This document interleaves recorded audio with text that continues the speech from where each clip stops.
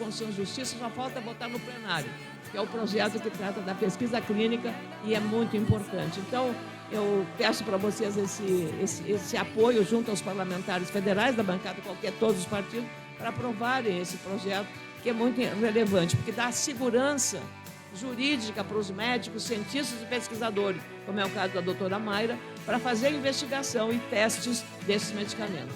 E esse projeto nasceu de um caso de um paciente de Ijuí, tratado no hospital, no CACOM do Hospital de Caridade de Ijuí, por um oncologista muito conhecido que presidiu a Aliança Pesquisa Clínica no Brasil, o Dr. Fábio Frank, que ele, aos 56 anos, esse paciente, Afonso Haas, foi diagnosticado com câncer de pulmão sem nunca ter fumado. E o câncer dele era tão grave que ele teria uns 4 ou 5 meses de sobrevivência. Teve o acesso e o privilégio de ter sido incluído num grupo de pesquisa clínica. E ele teve acesso, doutora Mayra, o Afonso Haas, aos medicamentos mais revolucionários do mundo para o tratamento. Porque ele estava num grupo de pesquisa clínica. Ele sobreviveu 5 anos, uma vida normal. Vocês têm ideia do que significa isso? Eu fico muito emocionada porque essas questões, elas tocam no sentimento das pessoas, das famílias que vivem esse drama. E ele tinha um sonho, o Afonso Haas. Eu podia ter dado o nome dele nesse projeto da pesquisa clínica. Era ver a filha se formar em odontologia em Passo Fundo. E ele viu e eu estava na festa junto com ele, a família toda estava lá. Então, eu acho que esse exemplo pode revelar como nós podemos, no parlamento, trabalhar em favor, seja na Assembleia, seja na Câmara de Vereadores, mas seja sobretudo. Então, como eu disse para vocês, que câncer é esse? Ele também tem muito a ver com a desinformação e também com, às vezes, o descaso, que sejam em qualquer nível, seja o setor privado ou o setor público, tem com uma área tão relevante que é o câncer. E nós, mulheres, sabemos a dor que é perder um filho, perder um amigo, perder uma irmã, perder a mãe, com esse câncer, especialmente o câncer de mama. Parabéns, doutora Mayra. Conte comigo. Onde precisar do meu apoio, estaremos juntos.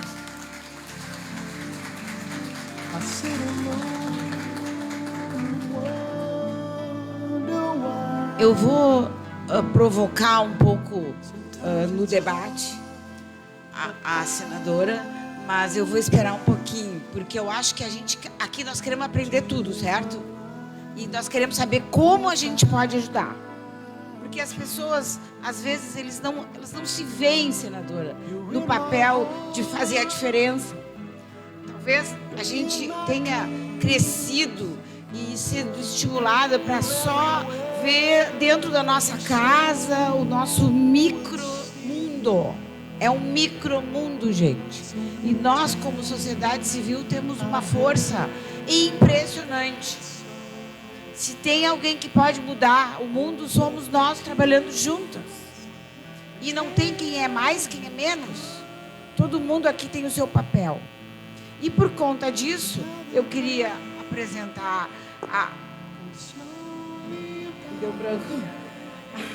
a Mariana Diefenteller, que é uma nova amiga, né, Mariana? A Mariana foi trazida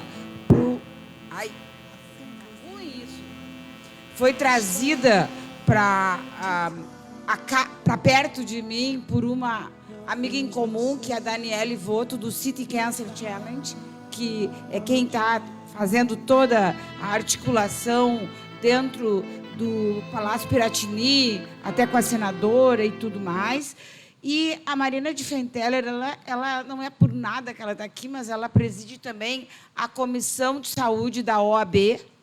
Então, como o IMAMA tem uma veia muito forte de direitos dos pacientes, né? A gente aqui busca assegurar o direito dos pacientes e não judicializar, é assegurar o direito, é diferente, o direito dos pacientes.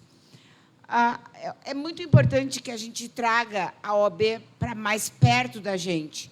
E, há pouco tempo, ela foi convidada também por nós para fazer parte desse nova instituição que vai ser lançada, já foi fundada, mas vai ser lançada em fevereiro, que é o Instituto de Governança e Controle do Câncer, uma associação que vai absorver todos os legados que o City Cancer Challenge está deixando para nós, e a gente vai, com isso, poder ter uma representatividade muito mais forte, não só em Porto Alegre, como a nível nacional.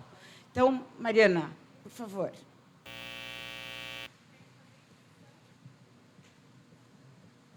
Bom dia.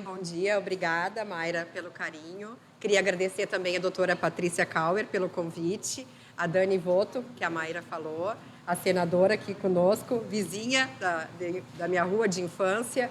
Então, muito obrigada, é muito especial. E gostaria de trazer uma mensagem de muita fraternidade e olharmos juntos para a justiça. O que é a justiça? A justiça, a gente comemorou aí essa semana, nós tivemos o Dia da Justiça, e vi em vários locais as pessoas tentando definir um conceito tão subjetivo. É porque a justiça pode ser diferente para mim, do que seja diferente para a Mayra, do que seja diferente para a Ana Amélia. A justiça é um conceito que a gente constrói através das nossas ações. Então, evidentemente, nós percebemos que, quando a gente fala em saúde, de acordo com a Organização Mundial de Saúde, a saúde é um conceito de bem-estar biopsicossocial. Ou seja, nós temos a dimensão social do problema, nós temos a dimensão que inclui aí uma dimensão jurídica, nós temos uma dimensão psicológica do problema e nós temos uma dimensão filosófica do problema. E qual é a ideia? A saúde, ela é um tema transversal contemporâneo. E com essa transversalidade, a gente inclui a saúde em várias esferas, não só no poder público, porque, segundo a Constituição, ela é direito de todos e dever do Estado. Mas, dentro da construção pública, gosto e compartilho dessa impressão de que o poder privado também é muito potente. Nós temos o primeiro setor, que é o setor público, que trata dos direitos sociais, o segundo setor, que é o setor privado das sociedades, que tratam dos interesses individuais, e nós temos o terceiro setor, que é o terceiro setor, que ele é privado, mas ele tem interesse público. E a gente precisa dialogar. Através da cooperação, nós vamos poder construir políticas públicas assertivas, afirmativas, porque o que a gente percebe hoje, como a saúde tem esse conceito tripartite, ou seja, ela é de jurisdição federal, estadual e municipal, ficamos, por vezes, isolados nessas searas de poderes, de construções, e nós não dialogamos, não uniformizamos procedimentos que em um estado ou em um município funcionou e seria de muito bom tom, seria muito saudável a gente utilizar daquela metodologia. Então, são alguns arranjos que, através da cooperação, nós podemos avançar e desenvolver um trabalho com esse vulto que nós estamos aqui hoje.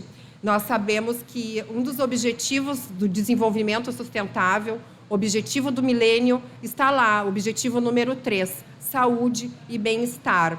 Então, nós temos esse enfoque global, macro, da saúde, mas a gente não pode também, como trouxe muito bem a senadora e a Mayra, é algo também individual. Então, essa personalidade, essa individualidade de um problema de saúde, ela não é uma fórmula que funciona para todo mundo da mesma forma. A gente sabe que quando alguém da família adoece, de certa forma, toda a família adoece junto. E é preciso considerar esse contexto, que é o que a gente estava trazendo, que é um contexto social também, não é só um contexto científico. Nós temos aí, nos saberes, o saber científico, mas nós temos o saber filosófico, teleológico, empírico, e todas essas formas de saber importam quando a gente fala sobre saúde.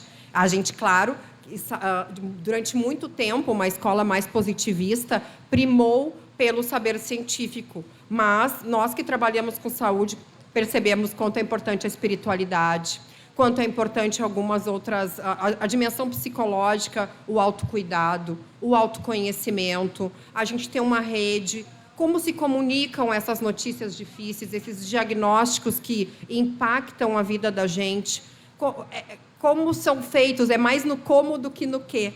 E é isso que a gente está engajado e unidos aqui, para não só a gente trazer alguma proposta, mas para a gente ouvir a sociedade de como seria a melhor maneira da gente trabalhar dentro deste contexto, porque nós, com certeza, temos mais interrogações do que afirmações. Nós somos agentes, todos nós aqui agora sentados, temos todos os ingredientes, nós temos todas as habilidades cognitivas e biológicas para impactar. Isso é impacto social. Ele começa nas nossas ações, nas nossas atitudes. Nós não imaginamos o quanto nós inspiramos as pessoas. E informação é diferente de educação. A gente tem muita informação e desinformação. E isso acabou sendo um fenômeno. A desinformação, por vezes, está maior que a informação ou até que o conhecimento e a educação.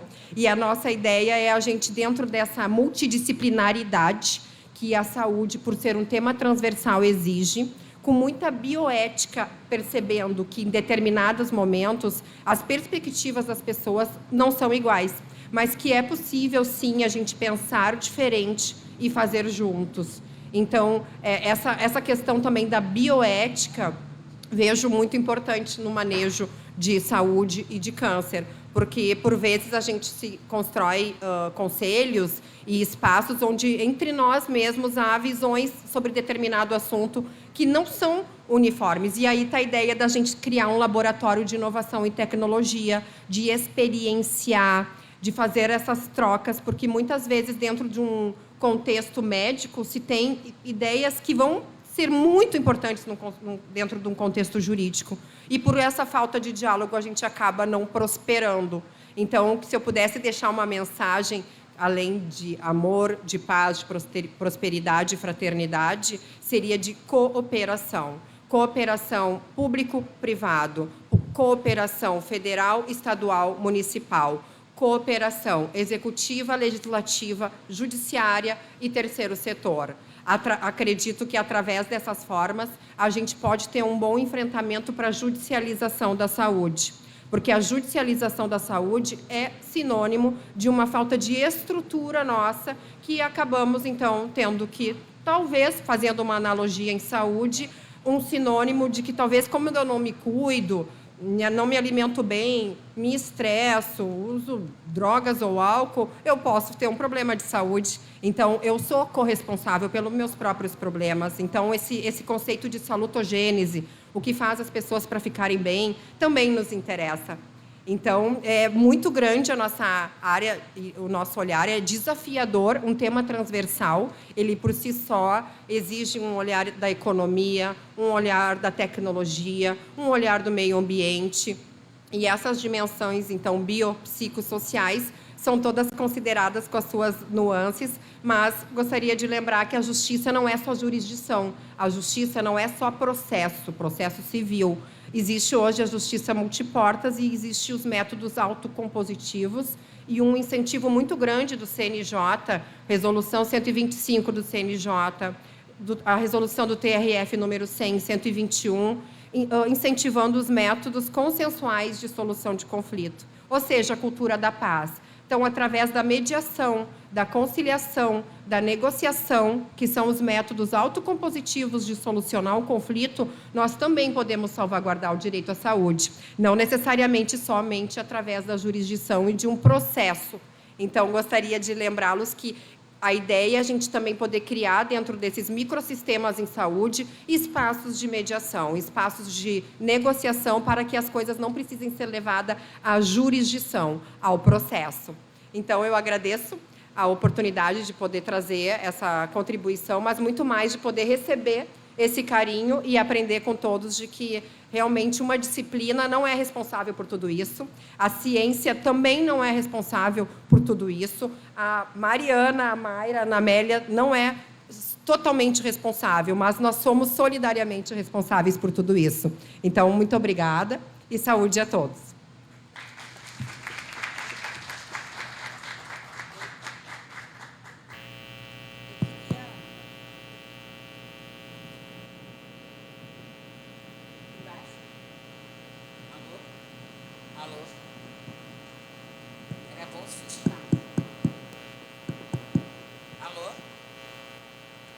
Alô? Esse aqui dela está funcionando, esse não. Eu queria, nesse momento, a deputada federal Lisiane Bayer está virtualmente aqui nos esperando, e eu queria a palavrinha dela para abrir o debate, que nós temos algumas questões que a gente queria conversar, porque as palavras da Mariana foram muito no sentido de aprender, trocar, chegar. Eu gosto muito dessa ideia de conversar para consenso e não para embate. Se for o caso, também vamos. Mas o Imama, ele aprendeu desde cedo na sua história que o melhor jeito é costurar, é fazer com que outros atores entrem no debate, porque não é a medicina, não é a advocacia, não é o parlamento, a gente tem que estar junto. E esse multi-stakeholder, né? Muitos protagonismos, isso é o que vai fazer a mudança ser mais rápida e mais eficaz. Então, eu gosto muito dessa mensagem, e aqui já somos o exemplo, né, do que a gente pode fazer juntos. Lisiane, bom dia.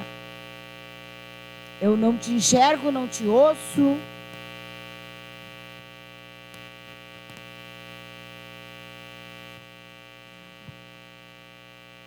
Alô? Bom dia. Por enquanto é sinais. Sinais, espera aí que a gente não está te ouvindo.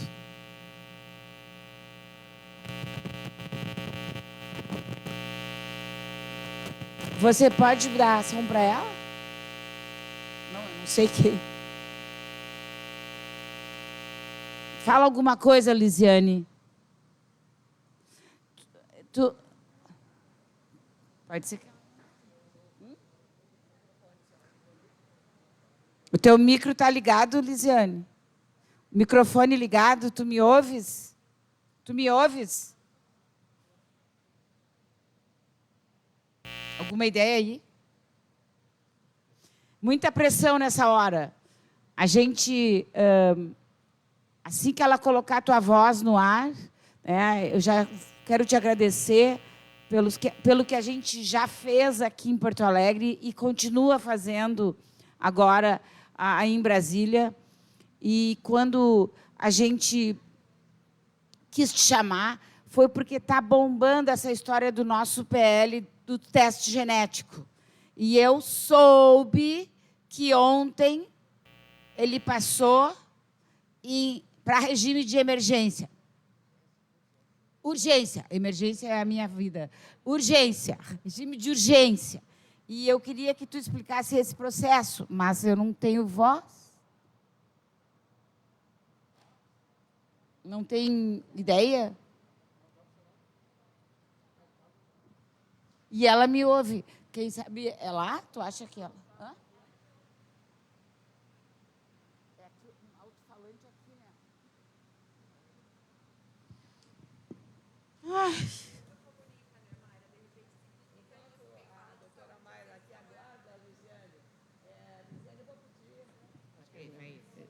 Vou lhe pedir um favorzinho, Lisiane. Você é uma combativa deputada do Rio Grande do Sul, mulher. Agora há pouco pedi aqui à nossa plateia que você possa requerer ao presidente Arthur Lira a colocação na pauta do plenário da Câmara do PL que trata da pesquisa clínica que já passou na Comissão de Constituição e Justiça. Então, peço assim agora, em nome das vitoriosas, das voluntárias do Imama, e de todas as mulheres, o pedido para o presidente da Câmara pautar esse projeto. Não porque seja de minha autoria, porque ele é uma necessidade para os pesquisadores que tratam especialmente do câncer em nosso país. E já ela fez assim. E já corroborando com isso, nós temos dentro da FEMAMA uma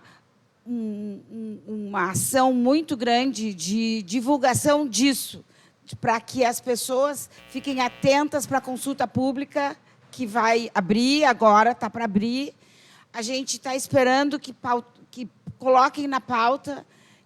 A gente também está preparado se houver veto depois. A gente está de olho nisso, porque a pesquisa clínica, hoje em dia, até por causa do que a gente recém passou, com pandemia, né, ou ainda está passando, é a nossa única saída para câncer.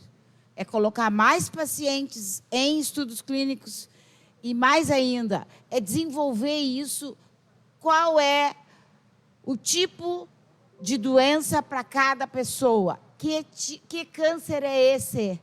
É a nossa medicina personalizada, que vem a resposta vem através da pesquisa clínica. Então, muito a ver, viu, Ana Maria, esse nosso encontro falar sobre isso. Bom dia! Acho que agora deu. Uhul! A tecnologia dá uns bailes na gente aí, mas faz parte. Meninas, primeiro, assim, eu quero agradecer ao Carinho por terem me chamado. É óbvio que eu gostaria de estar aí pessoalmente, até por toda a energia positiva que se troca nesses ambientes. Mas eu estou muito satisfeita de poder estar aqui, pelo menos virtualmente, conversando com vocês. Quero saudar a minha querida amiga Ana Amélia, que me serviu um jantar maravilhoso, como há muito tempo eu não comia, um chá gostoso, né? Fiz até foto do chá e da xícara, de tão gostoso que estava. E agradecer também o carinho com que sempre nos acolhe aqui e o trabalho dela junto à bancada gaúcha, trazendo todas as questões do governo do Estado. Muito importante essa interlocução e essa função que hoje a Ana Amélia desenvolve. Quero agradecer mais uma vez o espaço, saudar a Mariana também, que trouxe essa contribuição e quase que resumiu a minha fala, Mariana, porque eu acho que é essa troca que nós precisamos fazer com mais eficácia. Eu me lembro que participei de um encontro lá em Fortaleza, no Ceará, talvez tenha sido no ano de 2017, não sei dizer direito, e eu ouvindo atentamente as falas, as questões ali apresentadas por cada estado, né, diferentes demandas, outras mais similares, e quando foi a minha vez de falar, eu fui à frente e questionei a plateia, na verdade. Nós vamos ficar falando para nós mesmas, que já sabemos da situação, ou nós vamos subir um patamar de diálogo e vamos procurar quem realmente pode nos ajudar a resolver. E aí eu reforcei, digo, vamos para as esferas políticas. Eu saí do meu patamar de vivência, de vida em sociedade, e entrei na política nesse sentido. Eu preciso representar uma causa, uma demanda, e eu preciso dialogar com quem ajuda a resolver, né? Onde tem-se a ferramenta efetiva para se resolver. Eu lembro lá atrás desse episódio, e esses dias eu estava visitando ali no litoral as amigas da Mama, e uma delas me disse, olha, eu hoje estou participando da política, concorri até a vereadora do município, hoje sou secretária de assistência social, se não me engano, do município, e trabalho a causa da mulher, a saúde da mama, tenho trazido para os debates, tenho fortalecido. Então, é muito importante, como a Mariana falou, que haja essa interlocução em todas as esferas, para que a gente consiga desenvolver os temas, os assuntos, com efetividade, porque senão nós vamos acabar sempre falando para nós mesmas, e nós mesmas já sabemos, porque quem de nós aqui não passou, talvez, por uma doença, por um câncer, ou que teve na família alguma situação, isso está cada dia mais próximo da gente, né? essa realidade. Então, nós compreendemos que falar só para nós mesmos não adianta, a gente tem que avançar essas esferas. A minha preocupação vem agora em relação a essa demanda reprimida que nós temos de exames médicos, de biópsias e do próprio tratamento. Então, nós precisamos agora, como a Mayra falou, eu já estou começando um novo ano, já estou começando um novo tempo. Nós precisamos correr atrás desse tempo perdido, desse prejuízo. E, mais uma vez, sem tomar muito tempo aqui, agradecer a terem me buscado para a apresentação desse projeto de lei que trata dos estudos genéticos. Nós estamos nessa luta junto com outros deputados que também têm os seus projetos similares, que acabam sendo projetos apensados, E como tu falou, Maia, nós conseguimos, né, aprovar o requerimento de urgência. Nós coletamos as assinaturas, a Ana Amélia sabe bem como é que funciona essa maratona, coletamos as assinaturas, apresentamos em plenário e conseguimos aprovar em plenário o requerimento de urgência, para que ele entre na pauta com urgência, sem seguir todas as comissões necessárias, porque isso levaria muito tempo. Então, ele já foi aprovado na Comissão de Seguridade Social, na Comissão da Mulher, e agora vai ao plenário, então, para que seja apreciado por todos os parlamentares da Casa. Contem com a gente nessa luta, Ana Amélia, depois eu vou conversar direitinho contigo para ver sobre o projeto, e a gente também fazer esse tipo de ação aqui dentro, quem sabe com o próprio requerimento de urgência, de trazê-lo a plenário para votar. E, gente, cada um contribuindo como pode. Muito obrigado, Lízia. Eu agradeço o carinho, Mayra. Eu achei que tu ia falar alguma coisa, por isso eu parei. Mas eu agradeço muito o carinho de vocês, me coloco super à disposição e vamos em frente, não esquecendo que todo mundo que está assistindo a live e todo mundo que está presencial podem contribuir através da Nota Fiscal Gaúcha com o IMAMA. Nosso mandato tem se colocado à disposição nessa função também para cadastrar as pessoas e ensinar como é que faz para você destinar valores. Parabenizar o IMAMA também, que está super correto, certinho aí para receber emendas parlamentares também para investir na saúde das mulheres, na informação, que ainda, a gente às vezes parece repetitivo de falar, né, mas ainda precisa levar informação para mulheres, porque ainda tem muitas mulheres que por medo do câncer não vão se tratar, por medo de saber o que é, e muitas vezes perdem o time de poder vencer esse câncer com maior força, com maior efetividade. Então, que a gente consiga, nessa união que nós temos falado, vencer esses entraves. E eu fico super à disposição aqui e agradeço mais uma vez o espaço. Muito obrigada. Antes de a gente se despedir, eu não sei se tu vai continuar conosco, mas... Eu preciso sair para outro compromisso, eu não consigo ficar. Avançou muito a hora. Eu não sei se tu enxerga daí, mas a gente está assim, que câncer é esse? E tem o Banrisul atrás. Através de uma interferência direta do nosso governador Leite, ele chamou, nesses últimos dias de novembro, o Banrisul para apoiar esse projeto, senão a gente não ia conseguir estar aqui. É um projeto que já tinha alguns tipos de patrocínios e apoios. Há 2 anos que ele vem se arrastando para poder ser um projeto virtual, projeto presencial, e hoje ele está híbrido e tudo bem, mas ele não podia ser só híbrido, porque a gente precisa dessa força, dessa presença do voluntariado e dessas guerreiras, né, que são as nossas voluntárias, as nossas pacientes. E como é um projeto de 3 dias, porque nós vamos falar de vários tipos de câncer, aliás, nós vamos falar dos 6 tipos de câncer mais comuns no Rio Grande do Sul e em Porto Alegre. Não é por nada que eles estão pautados, porque é deles que 80% dos gaúchos morrem, que é mama, próstata, cólon, pulmão, hematológicos e femininos, que daí sim vem o ovário, vem o colo de útero, vem todos esses juntos, mas que nós, por não querer mais cortar a mulher daqui para cima, daqui para baixo, a gente vai, nesse 2022, fazer muito pelo câncer feminino e mama.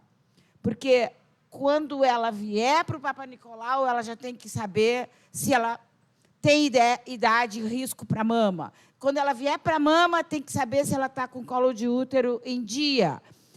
Quando ela vier fazer alguma consulta na sua rede pública de saúde, os riscos para ver se ela é candidata a fazer testagem genética. E eu, para poder se prevenir, eu tenho uma vontade enorme de compartilhar essa conquista com 10% da população gaúcha que está andando por aí com um fator de risco, já podendo saber que tem essas mutações e não sabem. Então, assim, como assim? Né? Se a gente tivesse 10% desse... E não é para todo mundo. Nós estamos pensando, Lisiane, como é que nós vamos fazer até um estudo de custo-efetividade para poder trazer junto. A FEMAMA está tentando apoio para fazer um custo-efetividade para ver o impacto disso. Mas não adianta dizer o impacto de quanto vai gastar, é quanto vai poupar de vidas, de diagnósticos tardios, etc., etc. Então, nós temos que aprender a mostrar o outro lado, que é investimento, sim, e não é gasto. E a gente precisa trazer a economia, porque se nós fôssemos passar agora, graças a Deus não vamos precisar, pela comissão aquela de finanças, eles iam nos trancar. Mas não é porque é caro, é porque não tem esse estudo de impacto para dizer o que os médicos já sabem de outros países. Então, assim, faltam estudos brasileiros, falta a pesquisa clínica, que não é novos remédios só. Isso é uma pesquisa clínica, saber o impacto do teste genético. Isso é pesquisa clínica e que a gente nem tem assegurado por lei. Então, muito obrigado. Vai para o teu compromisso. Obrigada. Fizesse uma... olha aqui, já aprovamos o pedido de audiência pública na Comissão de Seguridade Social e Família. Só marcar a data agora. Ai, ai, ai. E tu acha... Vamos deixar para janeiro, fevereiro, quando voltarem? Quando vocês quiserem. Fevereiro. Porque janeiro, porque eu acho que agora vai ficar muito... quando voltar do recesso, vocês, né, a gente volta com força total. Certo? Isso aí. Então, muito obrigado. A gente tem como ter mais microfones aqui, por favor, senão fica um passo a passo e a gente está preocupado com o Covid e nós estamos passando o microfone, eu acho que não é legal. Som, aqui veio.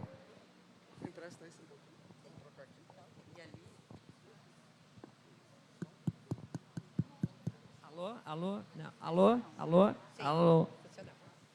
Então, gente, eu gostaria de aproveitar essas duas grandezas que eu tenho aqui do meu lado para trazer um pouco mais para o chão essa questão de como a sociedade civil pode organizadamente... Aí que está. Cada um pode ir lá, entrar na internet e votar numa audiência pública. Isso é uma coisa. Mas a voz do paciente tem que ser ouvida como muito mais forte, e é por isso a Rede FEMAMA, porque a gente organiza a pauta, a gente organiza o pedido, hashtag, campanhas, e aí chega lá em Brasília mais forte. Mas a Ana Amélia trouxe alguma coisa, porque agora ela está mais gaúcha, né? Vamos aproveitar ela aqui na nossa... Como é que a gente pode fazer isso também a nível estadual e municipal? Porque a gente parece que a FEMAMA faz um monte de coisa lá. Nós temos uma frente parlamentar instituída contra o câncer da mulher, mas ela não está decolando. Como é que nós podíamos ser mais eficazes?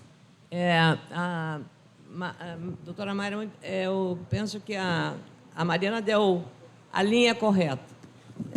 Como o Sistema Único de Saúde ele é tripartite, então, estados e municípios têm, como a União, a responsabilidade.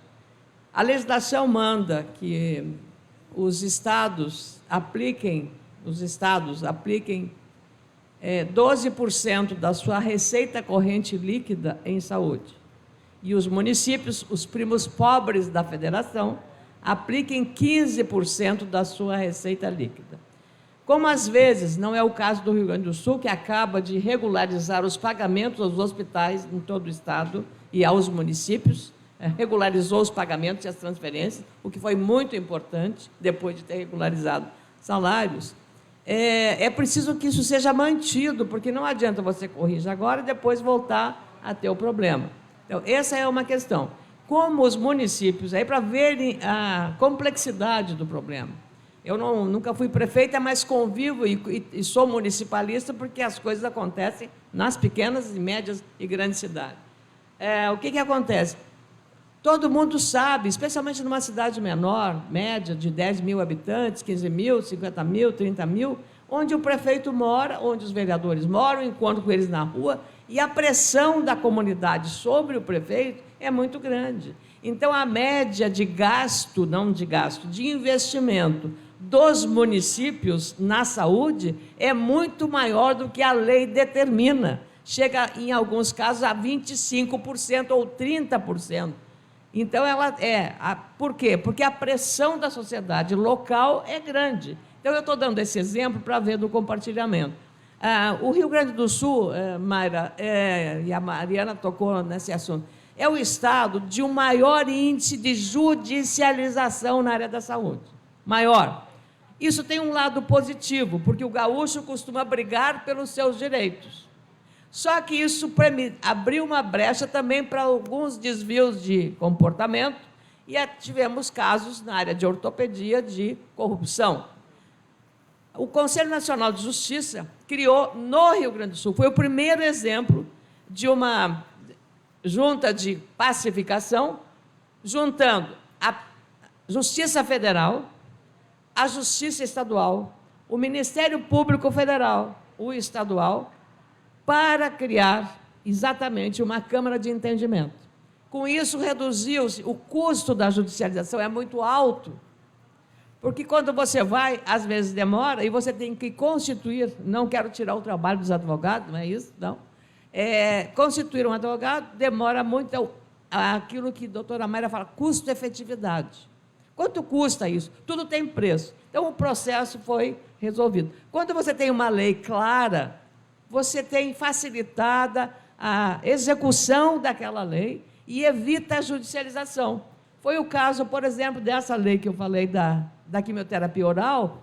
A lei existindo, não precisaram mais as famílias constituir o custo de um advogado para invocar o direito de ter acesso ao medicamento, porque a lei já estava lá, é só chegar e abrogar, e aplicar a lei. Então, você tem que ver essa complexidade. Hoje, doutora Mayra, o ambiente político no Rio Grande do Sul, e não é porque eu faço parte do governo atual, há um ambiente de respeito, de compartilhamento e parceria em todas as áreas, não apenas na área da saúde. E temos uma mulher, uma secretária de saúde, a Rita Bergman, que tem um comportamento, eu diria, exemplar, que tinha muita experiência de saúde, municipalista, foi, durante muito tempo, líder do Conselho Municipal de Saúde, do Conselho Nacional dos Municípios, que tem o CONASEMS e tem o dos estados, então, são 2 conselhos, e ela sempre teve essa atenção. Tanto que, na pandemia, o estado do Rio Grande do Sul é sempre, no Brasil, o 3º em vacinação, ou seja, todo esse processo de integração entre o estado e os municípios, que a vacina é feita no município, é feita lá na cidade onde a pessoa mora, não é aqui em Porto Alegre. Quem mora em Porto Alegre é em Porto Alegre. Então, esse compartilhamento de responsabilidades com o sistema, no Rio Grande do Sul, está sendo, eu diria, hoje, adequado às necessidades e, evidentemente, quando o Estado se equilibra financeiramente, ele tem a possibilidade de atualizar os pagamentos e os repasses. Quando você tem também capacidade de diálogo, que você foi lá no governador e convenceu o governador a dizer que o Banrisul patrocinasse isso. O que é isso? Isso é diálogo. Isso é a forma de encaminhar uma demanda adequada, correta.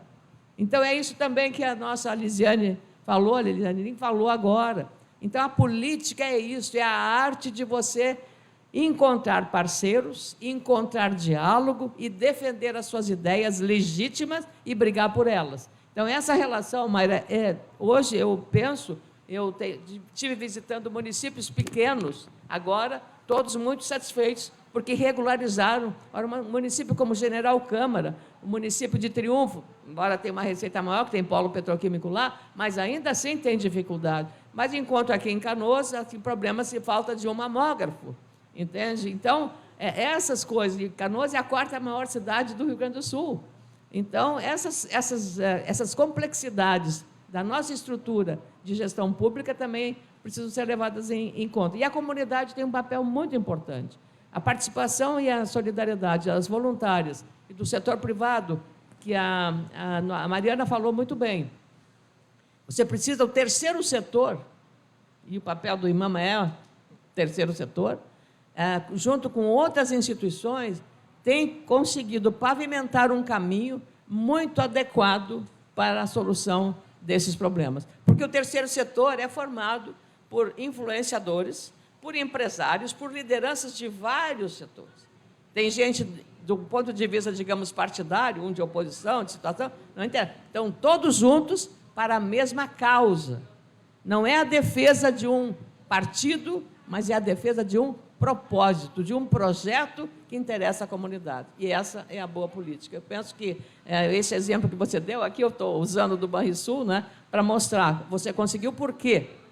Porque tem uma secretária lá de saúde que isso aqui é relevante, porque o governador entendeu, teve sensibilidade para entender, de apostar e apoiar um projeto dessa natureza. Então, eu acho que é dessa forma que se faz.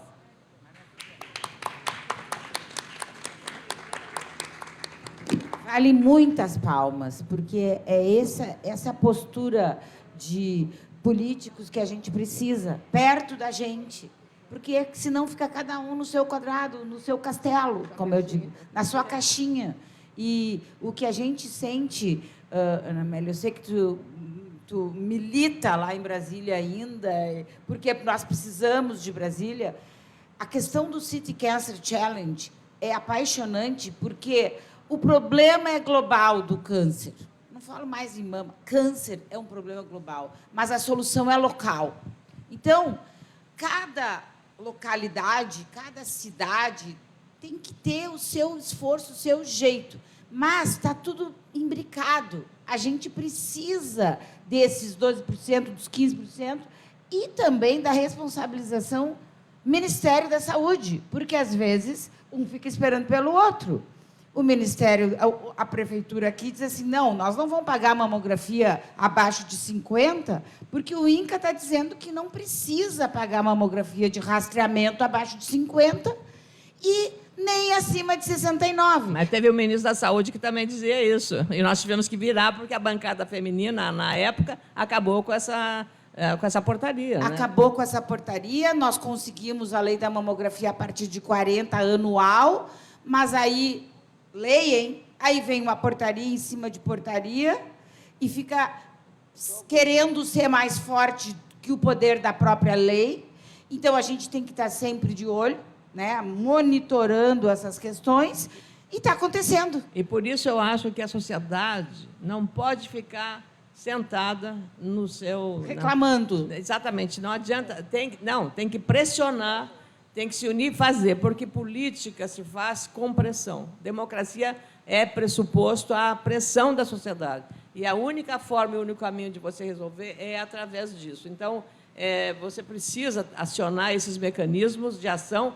Eu digo, doutora Mário, que existe uma coisa que as pessoas... não, mas isso aí não se resolve, esses políticos... Quando você despreza o sistema, você já está contribuindo para não resolver os problemas. Você tem que exigir, por isso é questão de fiscalizar. Como é que está o projeto? Liga para lá, está tudo transparência, pegar portal, hoje tudo, a vida da gente virou uma vida virtual, vai lá, acessa, clica lá em toda a pauta do Congresso Nacional, vê o que está fazendo, quem é o autor, o que estão fazendo, e, como é que se diz, cobrar isso, porque se você ficar sentadinho aguardando que alguém faça por você, você não ajuda a fazer. Então, eu penso que esse ativismo... É o ativismo das voluntárias. Qual é o papel das voluntárias? Por que elas têm e estão lá cobrando? Eu acompanho, não só do IMAMA, mas de outras instituições aqui em Porto Alegre, são lá aguerridas.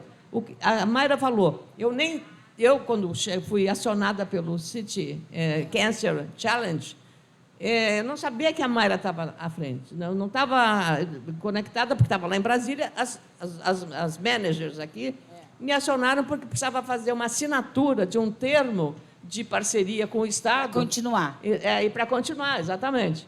O que foi? Passo simplesmente para o chefe da Casa Civil, olha, precisa fazer isso, passo para a Rita, tem que fazer esse negócio. E foi assinado. Foi lá no Palácio e assina. Então, veja só, é uma coisa, aparentemente, é simples, mas a burocracia administrativa é uma coisa que a gente tem que fazer. E a gente procura simplificar os processos, porque senão... quem sofre é a população que paga a conta, que é muito cara no nosso país. Eu ainda tenho uma pergunta de fórum íntimo para te fazer, daqui a pouco. A Mariana vai falar uma coisa, que eu gostaria que a Mariana fizesse uma outra versão disso que nós estamos falando, que é a seguinte: a própria cidade de Porto Alegre, Câmara dos Vereadores, não sabe nada sobre City Cancer Challenge. E é em Porto Alegre. A única cidade brasileira que tem, A a única primeira. cidade brasileira. E não vai ter outro, porque eles têm o compromisso de fazer um em cada país. Então, depende de nós agora tornarmos isso nacional, algumas práticas nacionais, conhecido também. Então, assim, ontem nós estávamos lá com o vereador Ramiro, que tem nos ajudado muito também nessa costura. Por exemplo, gasômetro, falando com parceiros, tem nos ajudado muito.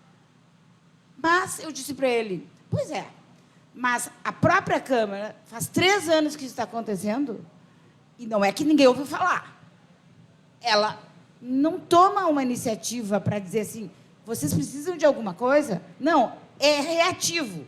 Então, nós temos que aprender a ser reativos, porque se eles são reativos, nós temos na mão, nós temos que ser proativos em tudo, e não esperar, pois é, não, é aquilo que tu começasse assim, né? Não pode ficar sentado, e eu quis dizer, reclamando, pode ficar sentado, mas faz alguma coisa. Hoje em dia, ficam mais de 5 horas, aí, em média, nas redes sociais. Faz alguma coisa por uma causa. Eu não estou falando para vocês, eu estou falando porque nós estamos sendo ouvidos no YouTube, no planeta. Então, acho assim, faz alguma coisa. Que câncer é esse? Aprenda, ajude, seja embaixador da causa, divulgue e vamos combater as fake news. O que eu posso fazer para não ficar tão assim... como é que eu vou ficar? Eu digo assim, eu fico chateada em saber que a própria Câmara dos Vereadores de Porto Alegre não tem conhecimento do que está acontecendo na saúde de Porto Alegre. Com certeza, eu coaduno e dou eco a esse convite para que todos sejamos agentes de um impacto local e todos temos esses atributos em alguma aula, em alguma disciplina, a gente tem essa capacidade. Mas o que vejo também, o que aconteceu e tem acontecido em vários setores, mas no caso aqui a saúde, é que há uma judicialização das políticas públicas. É um outro fenômeno que nos prejudica bastante, é a judicialização da política pública. E, no caso, acaba interferindo, sim, nessa construção coletiva. Gosto muito de compartilhar a impressão de uma governança antecipatória, de uma governança além de mandato. Acho que isso deixa o espaço político, que polarizado através dos partidos políticos, dessa representação tão importante, democrática, de muita cidadania no nosso país, mas que aquela história, a dose, né, é que faz a diferença entre algo ser um remédio e um veneno. Então, a gente tem que cuidar com a dose. Então, me parece que a gente tem uma governança além do mandato, talvez muitas construções que alguns governos, alguns partidos fazem, não seriam desconstruídas por outros que assumam aqueles espaços. De certa forma, nós estaríamos indexados na causa e não dentro de um partido, que, como o nome já denota, às vezes nos fragmenta. E o fragmento, ele cria um grande mosaico, ele cria uma diversidade de representação que importa, mas a gente tem que aprender agora, desenvolver, e a gente está em abundância, dessa capacidade de olhar para o outro, mesmo não gostando ou achando diferente, mas lidar com ele, porque a gente já percebeu o que acontece lá da China, do outro lado do mundo, impacta aqui na nossa casa. A gente já percebeu que, apesar de muitos países acessarem a vacina, se um deles não vai ter acesso, vai impactar a gente também. Então, está mais do que design, já na imagem já está comunicando que essa interlocução é urgente, e advogo bastante por um olhar da esperança. A gente veio por muito tempo trabalhando com história, com passado, com tradições, com cultura, com o que aconteceu naquele tempo, e advogo atualmente bastante na perspectiva de futuro. O que a gente realmente pode considerando toda a nossa história, toda essa retrospectiva, um enfoque prospectivo, um enfoque mais em que pese imediato, não assim, agora eu consigo fazer imediatamente, mas que, como há pouco a senadora nos mostrava, um plantio de... não era milho, desculpa, era... Algodão, trigo. De trigo.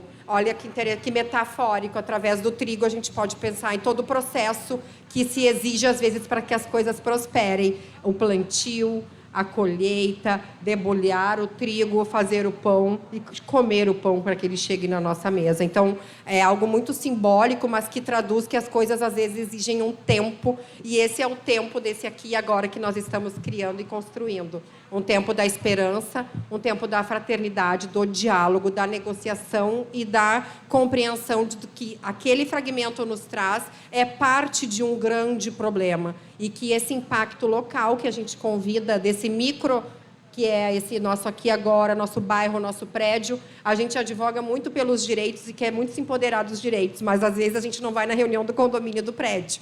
E nós não queremos exercer os nossos deveres. Então, os direitos não estão dissociados dos deveres. Então, a nossa atividade profissional não está dissociada da nossa atividade pessoal. A nossa profissão não nos define, nosso gênero não nos define. O que nos define são nossas atitudes, nossas ações. E, através, então, dessa construção coletiva, a gente precisa de cada um de vocês que está aqui conosco para fazer essa diferença, impactar o mundo de uma forma que regenera não só a natureza, o meio ambiente de saúde, mas regenera quem está fazendo, porque a gente se sente muito bem fazendo bem.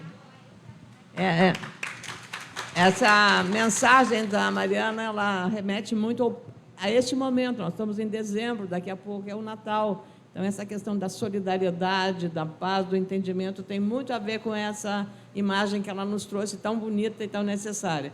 Mas eu quero voltar a fazer um parênteses ao que a nossa querida Mayra Calef abordou, sobre que a Câmara de Vereadores de Porto Alegre não entendeu que Porto Alegre será a primeira cidade. Não é para fazer, não estou aqui como advogada, vocês têm que entenderem que uma casa legislativa, ela é demandada, ela tem uma agenda, assim. Eu sei pela minha experiência.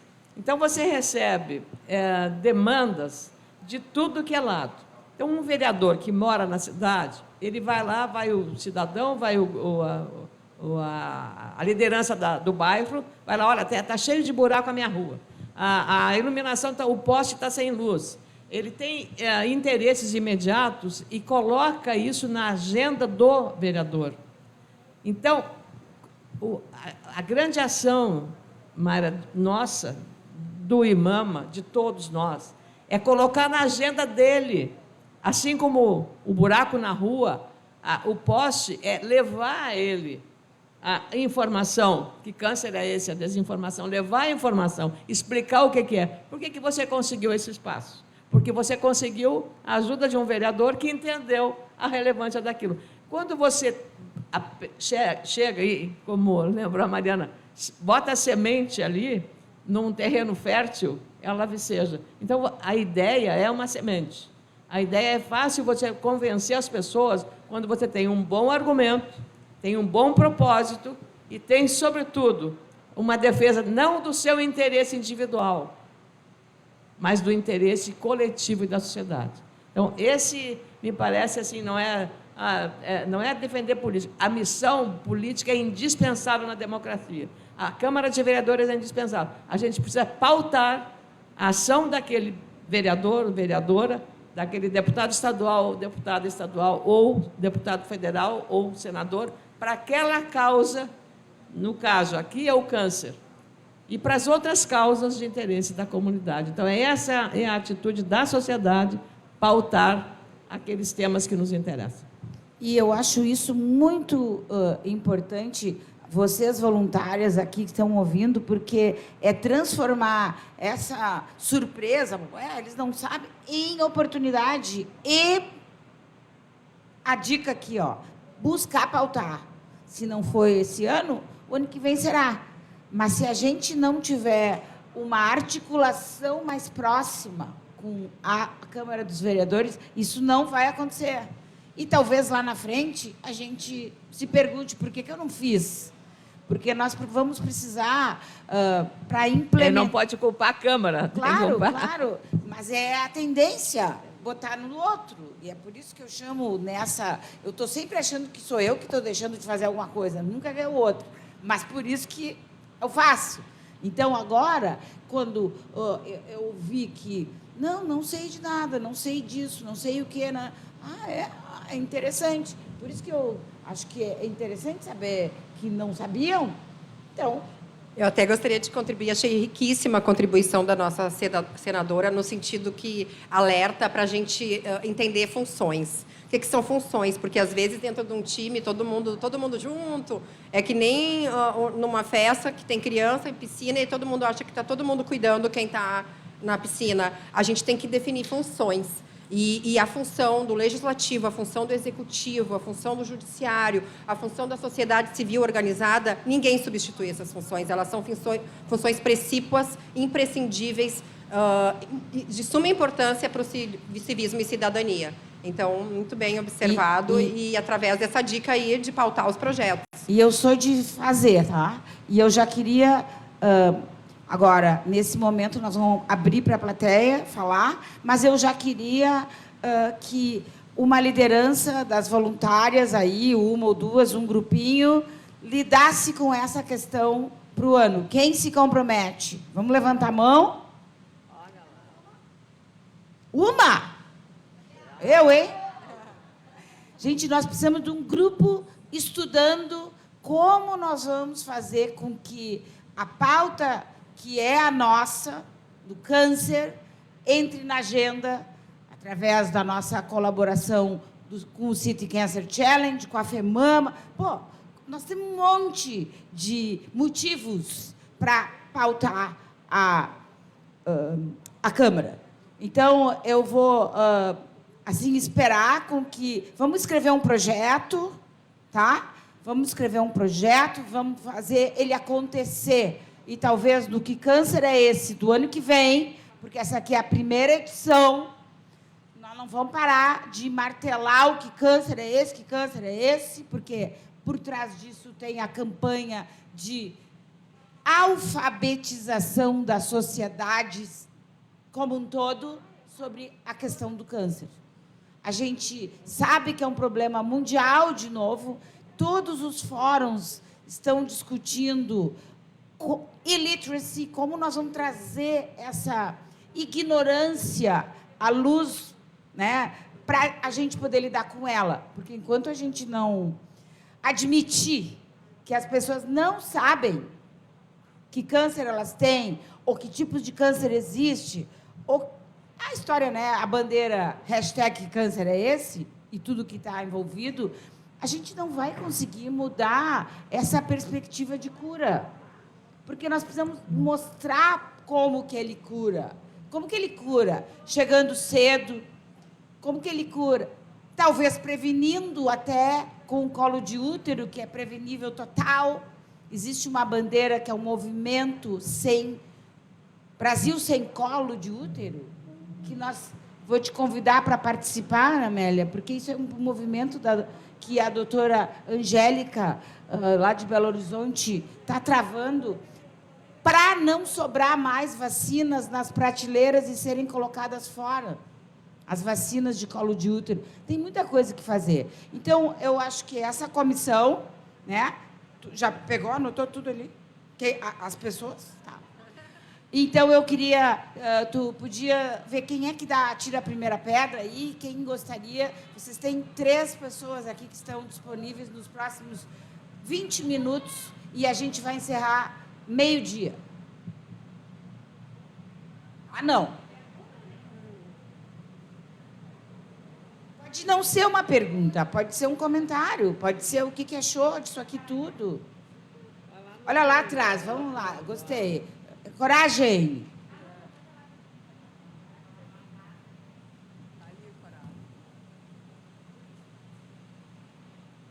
Um, dois, três. Oi, eu tenho uma pergunta, na verdade, para a senadora Ana Amélia Lemos. Eu sou jornalista, tá, gente? Eu tô aqui fazendo a cobertura do evento, mas eu acabei ficando com uma dúvida. A senhora falou sobre a lei da quimio oral, né? E depois disso falou sobre esse projeto, que é o primeiro registro da pesquisa clínica. E eu queria entender o que é esse projeto efetivamente, como ele pode ajudar pessoas com câncer, mulheres com câncer. Queria que a senhora explicasse um pouquinho mais sobre esse projeto especificamente. Da pesquisa clínica.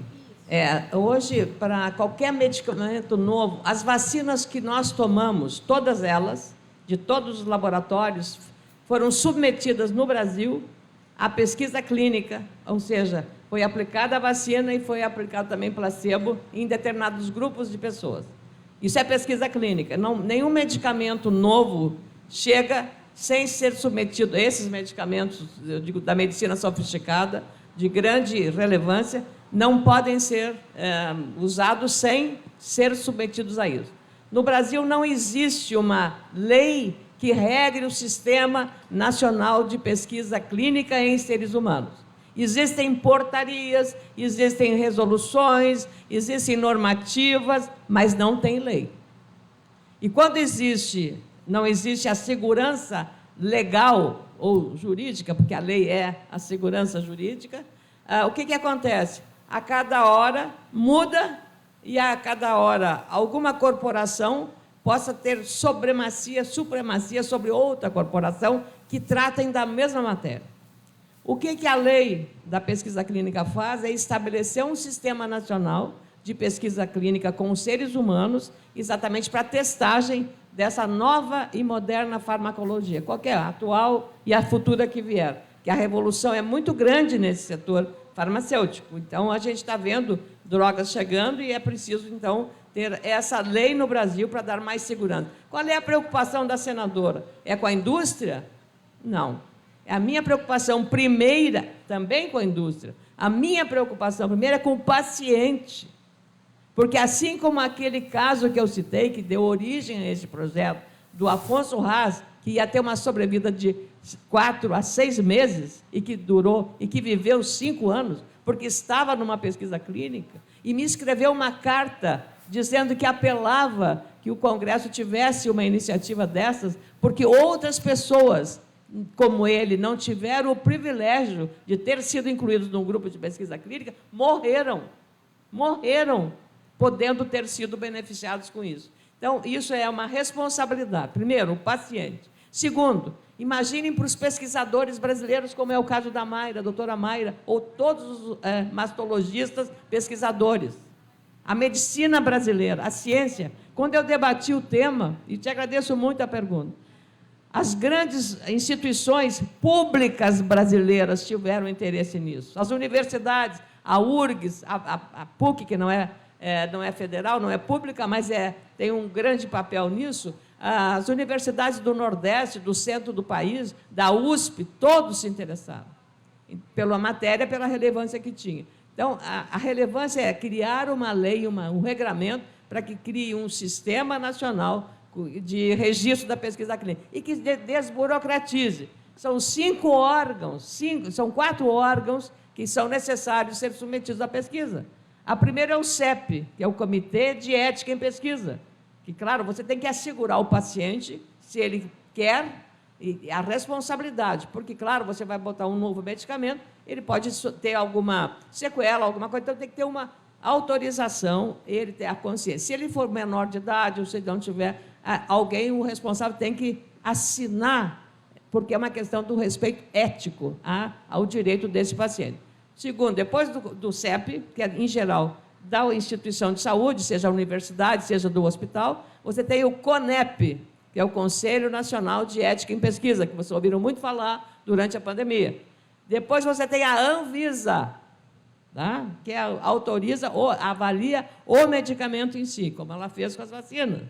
E depois você tem ainda um CONITEC, que é aquele que vai aplicar para a entrada. Então, veja, é um processo, eu diria, complexo no Brasil, e a média de tempo que uma pesquisa no Brasil demorava era de cerca de 1 ano a 2 anos.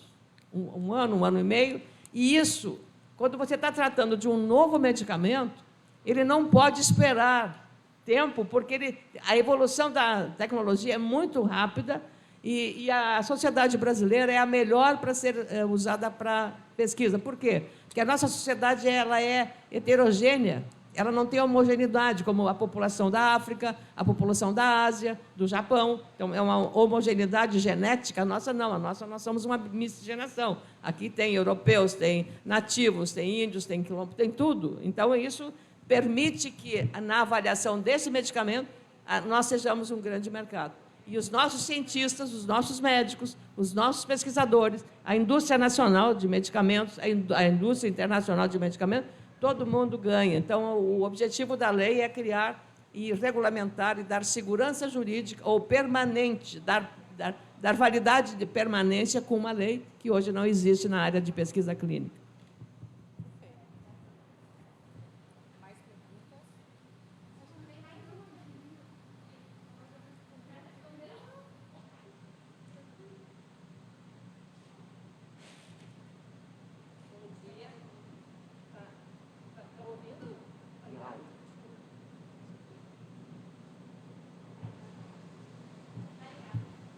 Bom dia. Opa, agora foi. Bom dia, muito obrigada por tantas informações, por esse debate aí de alta qualidade. Eu só queria também deixar registrado um trabalho bastante importante que o IMAMA proporciona para as voluntárias, assim como a doutora Mayra agora nos desafiou também, né? Que nós somos capacitadas, sempre muito capacitadas, e em determinada ocasião fizemos grupos, né, para pensar o câncer, o que estava faltando em Porto Alegre para que a gente tivesse um acesso, melhor acesso, né, tanto a diagnóstico quanto a tratamento.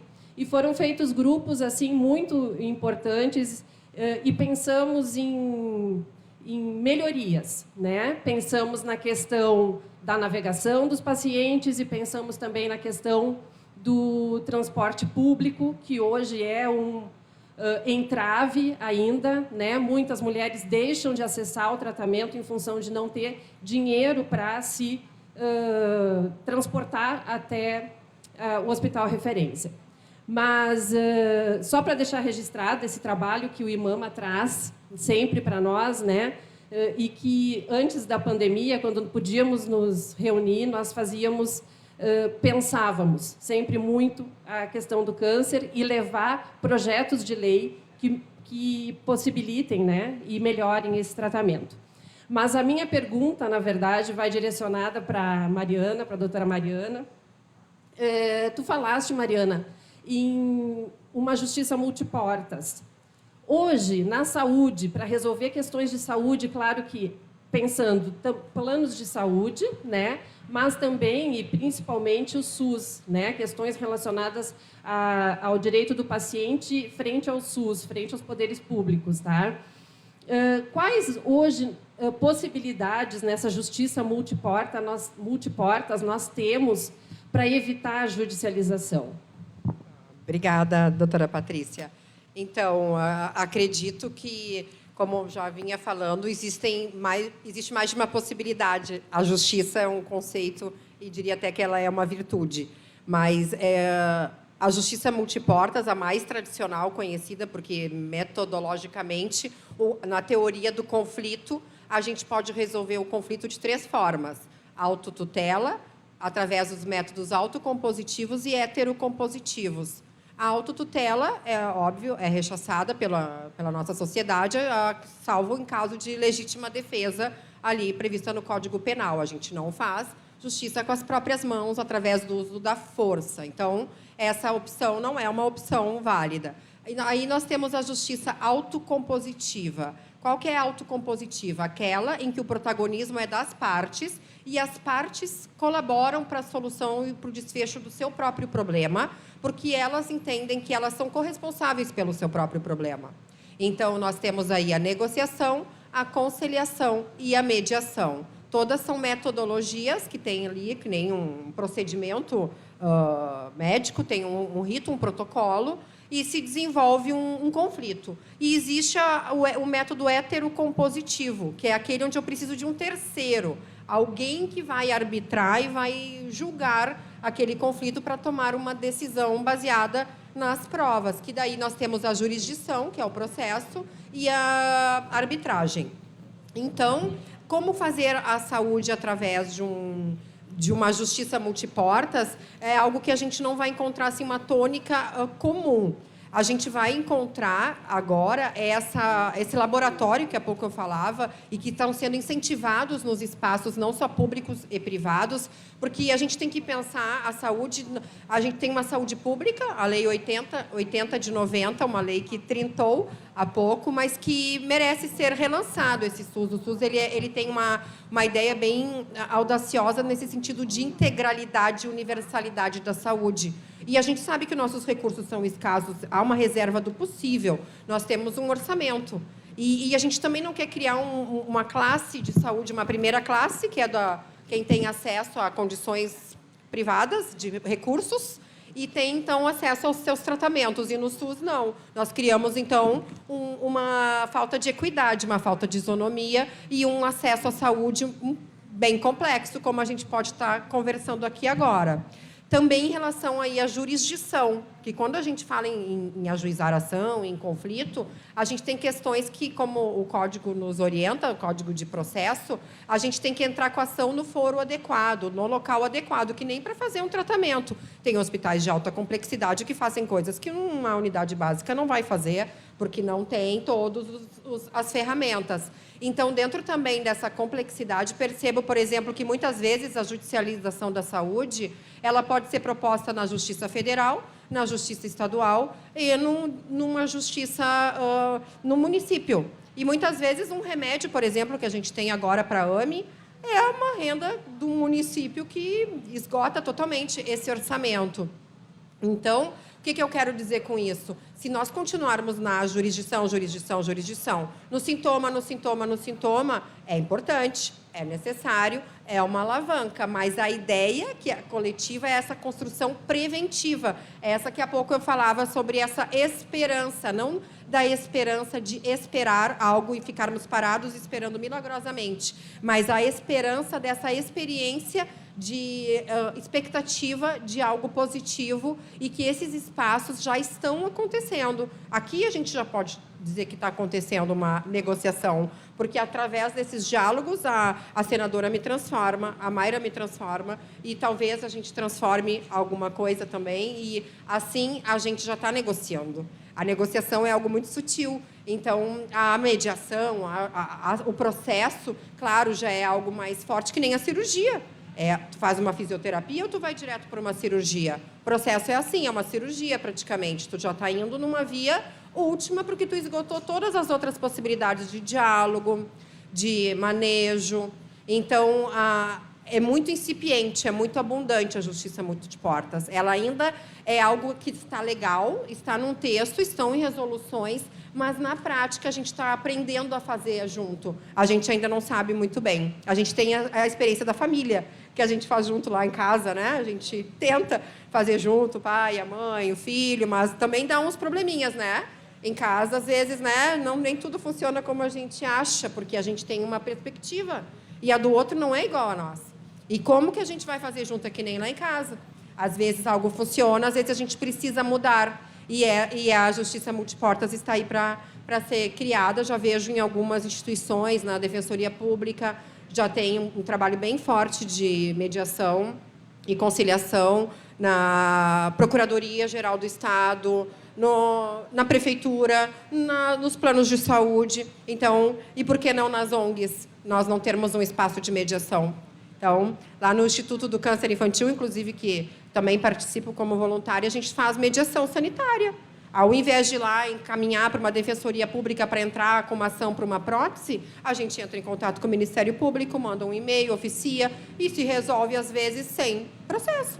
Eu acho que o que é importante também para o IMAMA saber é que nós podemos, através da Comissão de Saúde, essa aproximação com a Mariana, também conversar antes para saber qual é o melhor caminho.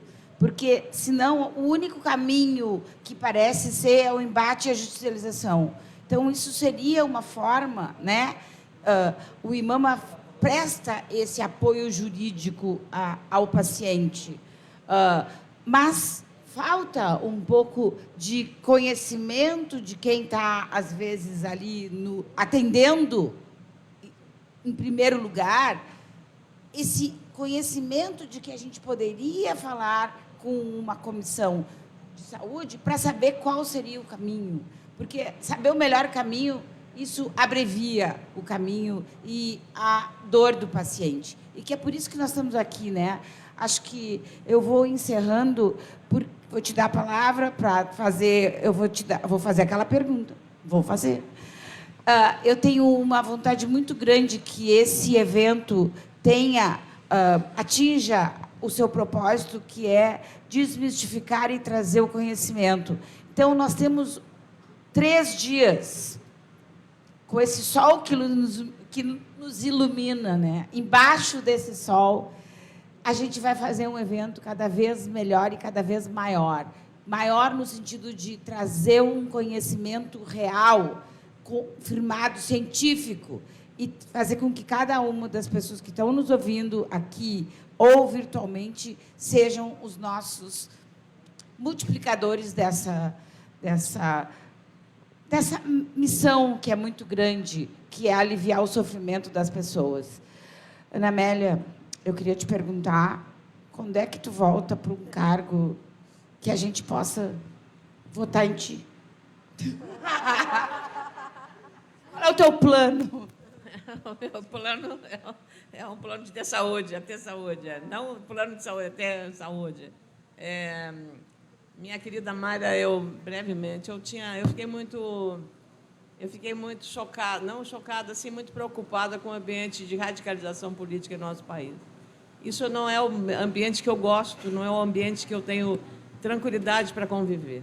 Eu acho que a Mariana falou em pacificação, em concordância, em ajuste, né, na área da justiça, e a política não é diferente. Você pode não ter nada, ela pode ser do Grêmio e eu sou do Inter. Não vou azarar ela, porque ela... Não vou... Mas eu tenho que respeitar. E, às vezes, você vê no Rio Grande do Sul, que é essa guerra, né, futebol, é um casal, marido e mulher, cada um com uma camiseta, ir para o estádio assistir o jogo. E a política é um jogo de fazer as leis, de propor projetos que interessem à sociedade. Mas alguém pode ser de um partido e o outro conflita o partido. E os partidos não são a coisa mais essencial na política, eles são um instrumento. O que une a política são os propósitos. O que você está lá fazer o quê? Não é eu estou lá para o partido tal, não, eu estou lá por um propósito. Essa é a questão. E a política tem que ter uma integralidade. Então, eu estava assim, um pouco, frustrada, triste até, porque eu convivi, eu batia, eu fui muito combativa no plenário, eu vivi momentos muito graves, como o impeachment de uma mulher, e eu tive sempre uma atitude de enfrentamento, mas com respeito ao adversário. Porque você é adversário político-partidário, você não é adversário pessoal das pessoas. E é essa que faz a diferença. Exatamente, é o que faz a diferença. Eu estava desistindo, ia morar um tempo em algum lugar, né, no Uruguai, que eu gosto muito, ia passar. Eu tenho uma vida organizada e tal, sou viúva, não tenho filhos, tenho bastante sobrinhos netos, e estava decidida a isso. Quando eu percebi que, se eu me omitir, e o que nós estamos falando sobre as pessoas, se eu me omitir, eu estou me acovardando. Porque se você deixa o espaço para continuar a radicalização, você não está fazendo aquilo que o beija-flor, diante de um incêndio na floresta, e o elefante do lado, buscava no lago uma gota d'água para combater o fogo. E o elefante disse para o beija-flor: mas você acha que você vai combater esse incêndio? Ele disse: certamente não, mas eu estou fazendo a minha parte. Então, se a gente não faz a parte da gente, por mais pequena que seja, por menor que seja, nós estaremos nos omitindo. E eu não quis me omitir. Então, eu decidi, Mayra, voltar a pedir aos eleitores, não estou fazendo campanha, mas eu estou dizendo que eu trabalhei e aprendi no Senado. Aprendi no Senado a como você faz a diferença, pode fazer na vida das pessoas. Que eu recebi depoimento sobre o câncer de mama de um menino de Manaus, de Manaus, me mandou um depoimento agora no Outubro Rosa, que eu fiquei muito comovido. A minha mãe, graças à lei da quimioterapia oral, está sobrevivendo, e nós não estamos gastando para a compra do medicamento, que custava R$10.000 por mês. Então, isso, minha doutora Mayra, minha Mariana, vocês todos aqui, só isso vale a pena. Porque você está impactando, podia ser uma pessoa. Porque a vida precisa ser preservada, a saúde precisa ser preservada. A prevenção, que câncer é esse? A desinformação. Então, é um papel relevante que a política precisa ter. Não desprestigiem a classe política. Exijam dos seus escolhidos, fiscalizem. É essa a forma de você fazer. E pautem eles, pautem para as boas causas. A do câncer é uma delas, mas tem muitas outras. Então, Mayra, eu vou, em 2022, saio do cargo que eu estou e vou, de novo, palmilhar esse Estado para fazer aquilo que eu tentei fazer da maneira mais correta possível no primeiro mandato que eu tive no Senado. Muito obrigada. Anotaram? Porque a gente dá banquinho para quem ajuda e dá paulada para quem não ajuda. Porque eu acho que isso, senadora... E quando eu merecer... Isso. Paulada não nela. está fora. Isso. Acho que é muito importante a gente ter mulheres, né, e com a voz e com a experiência, com a vivência familiar. Também, mas assim, poder ter vozes lá. Porque eu faço barulho daqui. Eu tenho o meu papel aqui. Não sou e não serei candidata a nada politicamente. É uma pena. Uma pena, mas é a minha escolha. Mas eu tenho certeza que o meu ser político ele está em tudo que eu faço. Então, é uma maneira de fazer a diferença. Mariana, muito obrigado. O Werner está aí de volta. Eu encerro. Chama ele, então. Então, vem. Eu acho que nós temos agora, assim, um intervalinho, um recesso. Nós vamos sair no jornal do almoço. Estão me esperando ali para dar uma palavrinha.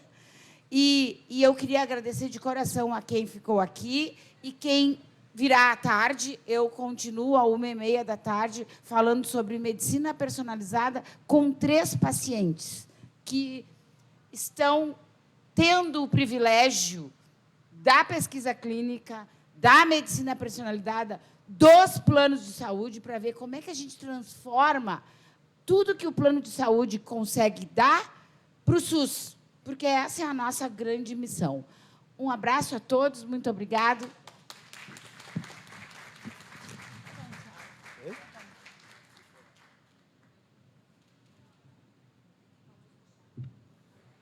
Bom, nós estamos encerrando a programação da manhã e eu vou apresentar rapidamente o que vai acontecer à tarde.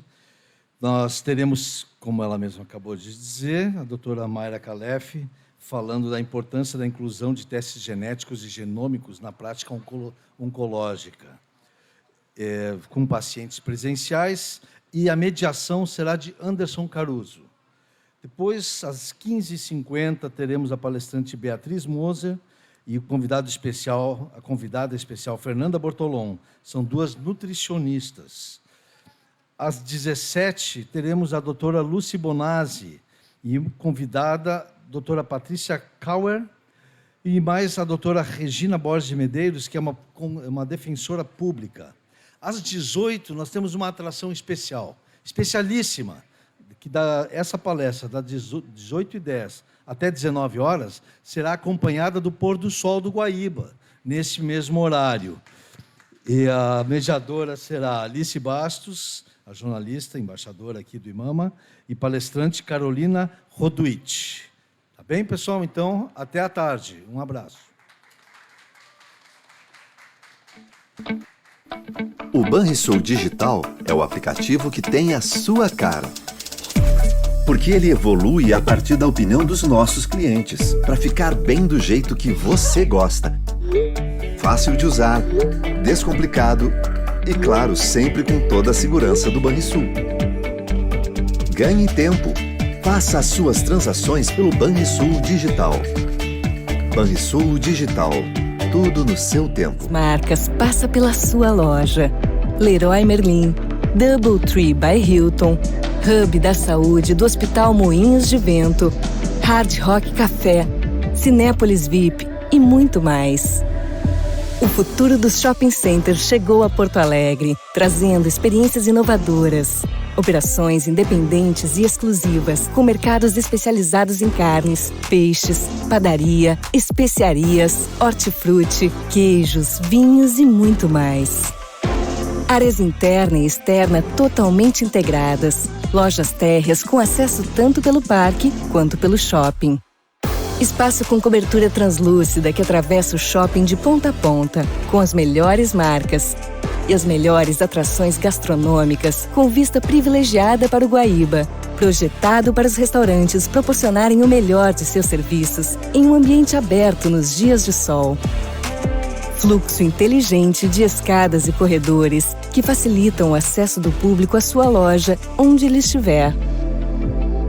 Esse é o Pontal, um novo horizonte para o seu negócio.